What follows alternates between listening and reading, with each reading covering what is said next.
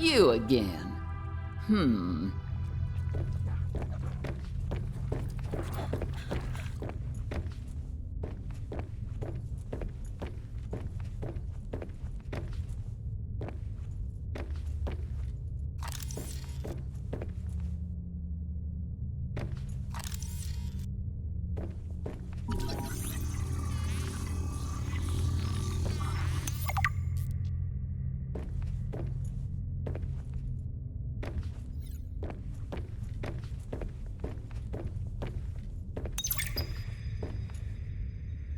A fortnight into our voyage, I was more or less living inside the creature's ribcage.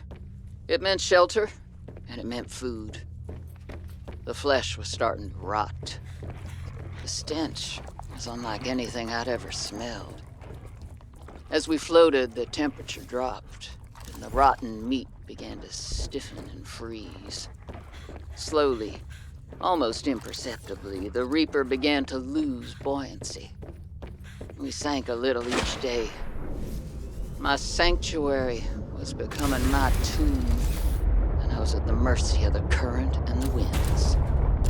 Until one day, I saw a smattering of penguins in the distance. Swimming birds usually mean solid land of some kind. I was lucky. The winds followed their path. Hours later, I saw a blessed sight. An unmoving cloud sitting upon the water. Land. It renewed my spirit as I watched the land go closer and closer. The Reaper slowly sank, but I was no longer worried. When the Reaper finally sank below the water, I was close enough to lazily swim my way to shore. I made a note to come back for the Reaper's skull. I didn't ride the beast for 3 weeks to have no proof. Land never felt so good, even in this Arctic hell.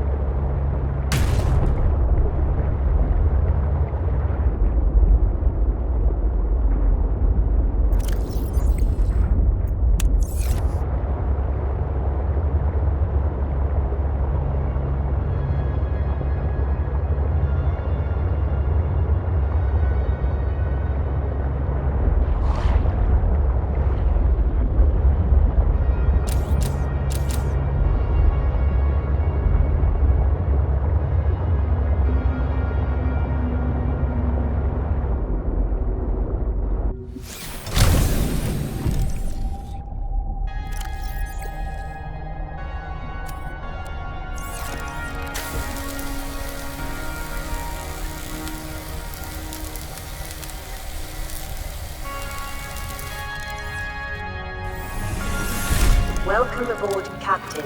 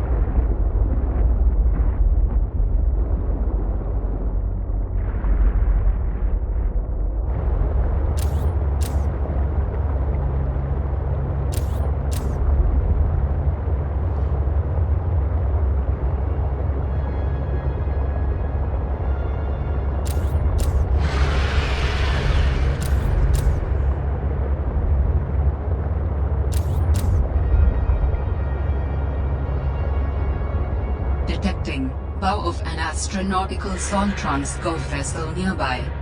Vessel name, Mercury 2. Inoperative.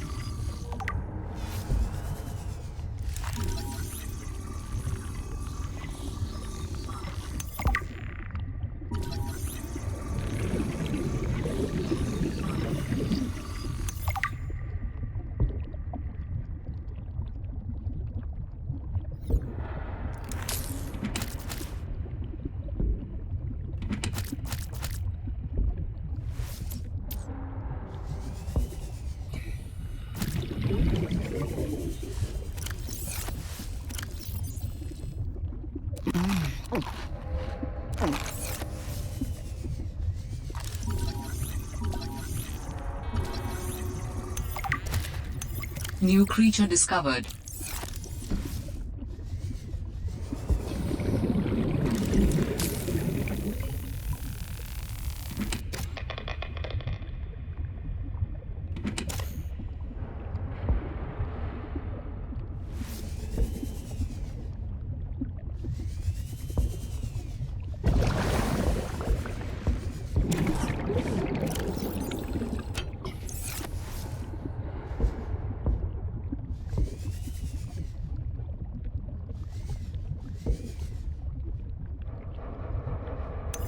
We need to get off this planet. I mean, the morning started out so well. I took a team of 6 out to find the structures from the planetary scans, and we were all in high spirits. I mean, who wouldn't be? These structures would be clues to another sentient race. It was highly unlikely that another colony would be out this far. We were gonna be in the frickin' history books. Everything was going okay. We were a few miles from the ship when our radios picked up an actual signal. It sounded like an SOS. We got overly excited naturally and decided to enter the water to follow it. That decision cost 3 lives. I mean, half my team. They got ripped to shreds by something. They died screaming, alone in the cold, dark waters. I'm not going back in that godforsaken ocean again. I refuse. Some of the animals on this planet, they look sick too. Weird pustules on the skin, oddly sluggish. I think we should leave. But Diana said we should stay. She thinks the biopatent payoffs would be worth it, but those families will never see their loved ones again. They don't care about no payoffs. We can't return the bodies. I don't care about the accolades or the history books. I just want to see Layla and the kids.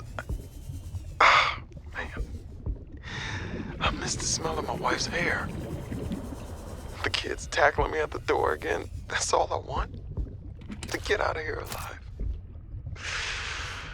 Please.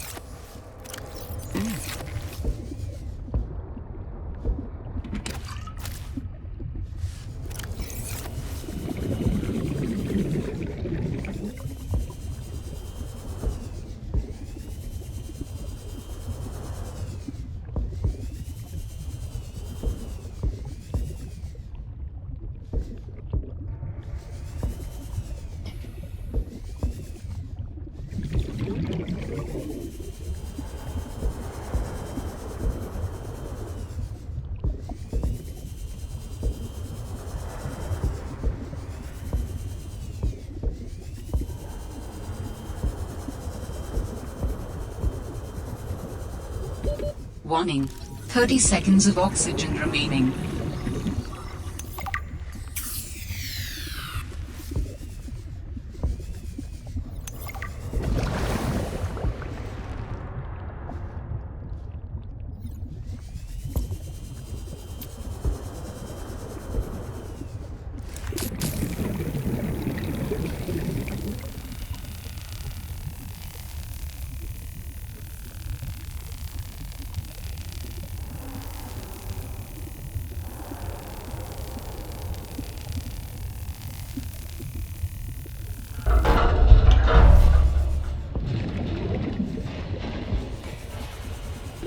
Warning, 30 seconds of oxygen remaining. My instincts are never wrong. Stefanos has always been overly cautious. He hates taking risks, which I suppose is understandable when you're in the back end of the galaxy. But no risk, no reward. Elliot finds evidence of alien architecture on a completely uncharted planet, and he expects me to ignore that? Huh. Orion's belt, I would be an absolute fool. We've done some scans, and while there aren't a lot of mineral resources on this planet, there is decent biodiversity. Teams go out in the morning. There should be a significant specimen and sample haul for biopatenting, which will be split among the crew as part of the Discovery Clause. Let's see Stefanos and everyone else complain when they have a few more Sol Transgov credits in their uniform pockets. They'll learn to trust my instincts at some point.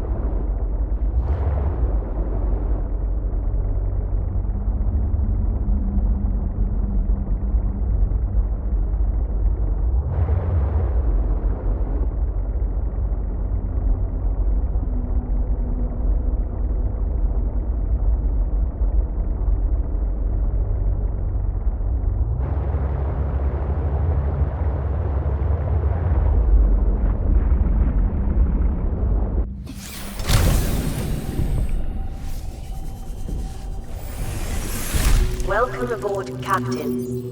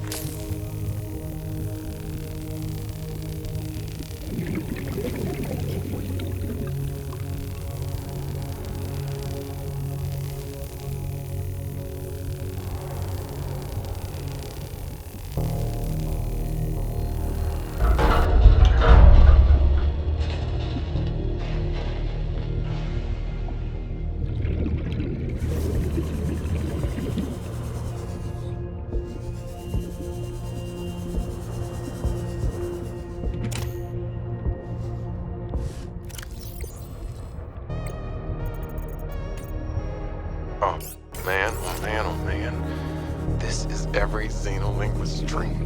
I mean, I was helping with the planetary scans, and there are possible unknown structures on the surface. This could set my career up for life.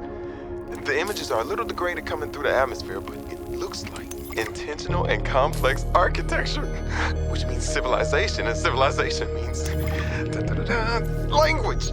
Oh, man.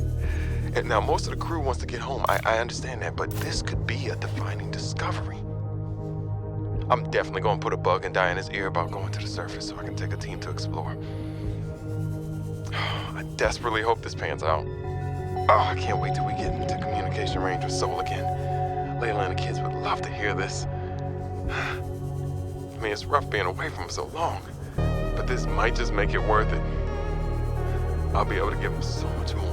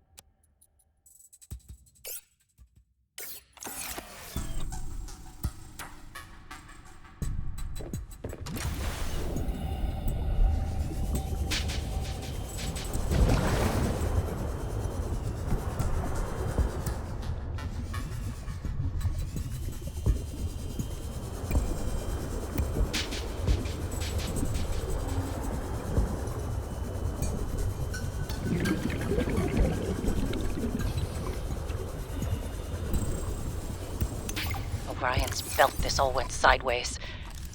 How could I have known that so much would go wrong? I failed my crew.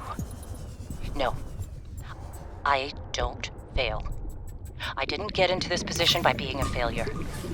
It's this desolate land, frigid, cursed.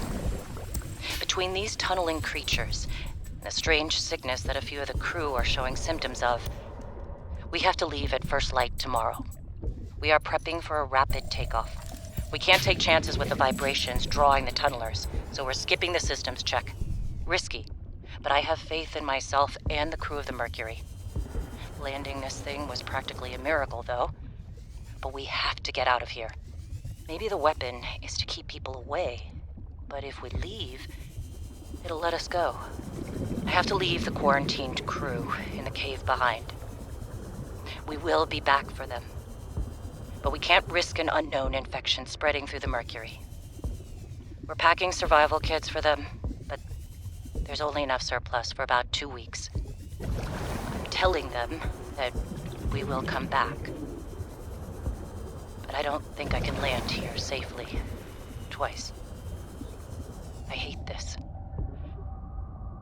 But I have to leave them behind. I can't risk the entirety of the Mercury.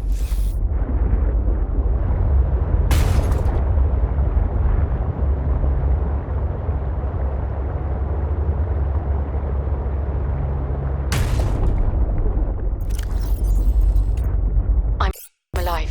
Stefanos saved me. The Mercury attempted an emergency takeoff and everything seemed fine. I was helping the bridge crew with the emergency takeoff since the crew was short-handed because of everything. I heard the sound of metal tearing and for a split second, everything was tinged bright green and unbearably hot. Then I saw daylight and I was looking down at the ocean and ice. The strongest wind I've ever felt roared in my ears, ripping through the ship. People went flying out the side of the Mercury. So much screaming and chaos. I was lucky. I had just clipped into my sea tinker. Stephanos came out of nowhere, like a malaika, an angel. I felt his rough, calloused hand grasp mine with the gentlest of urgency. It felt like time slowed, he said. I gotcha. Just follow me, Ella. I don't know how, but he used an emergency tether to drag me to the nuclear reactor core, the strongest bulkhead in the ship. We hit the water and everything went black. He's sleeping. I think he might have hit his head. I'm exhausted. The adrenaline has long since worn off and my body aches. I think I might have fractured the rib. I'm gonna shut my eyes for a bit. When I wake up, I'll figure this out. I'll save us.